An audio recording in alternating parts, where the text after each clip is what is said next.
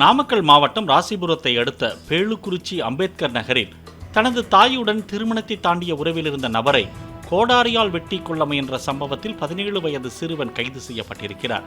சம்பவத்தை நேரில் பார்த்த வெட்டுப்பட்டவரின் தாய் அதிர்ச்சியில் நிகழ்விடத்திலேயே மயங்கி விழுந்து உயிரிழந்தார்.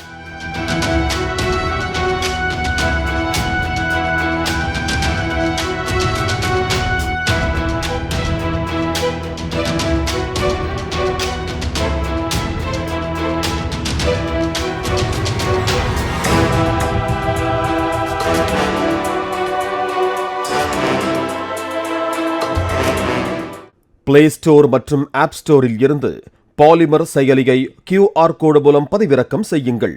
செய்திகளை உடனுக்குடன் பெறுங்கள்.